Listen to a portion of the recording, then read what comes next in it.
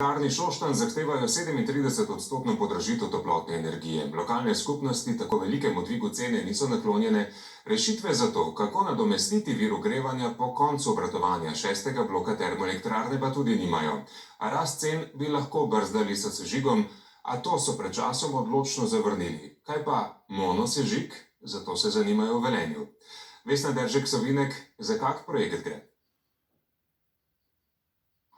Velenjčani bodo očitno vsaj poskusili iti v novo smer pri iskanju rešitev za ogrevanje Šaleške doline. Kurili bi komunalno blato, vsaj takšna ideja.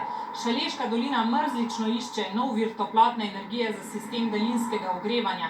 Tudi zato sta velenjska komunala in občina očitno prikimali pozivu okoljskega ministrstva, v katerem so pravzaprav preverjali, kako naklonjene so občine postavitvi lokacije za termično obdelavo blata iz komunalnih čistilnih naprav.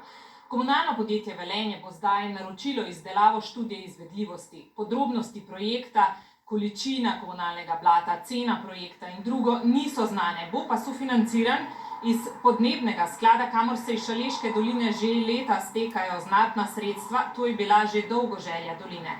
Najverjetneje pa bi objekt za sežig komunalnega blata postavili na sedanji energetski lokaciji. Sosežig odpadkov so Šoštanjčani januarja odločno zavrnili tudi zaradi vsebnosti težkih kovin v zraku.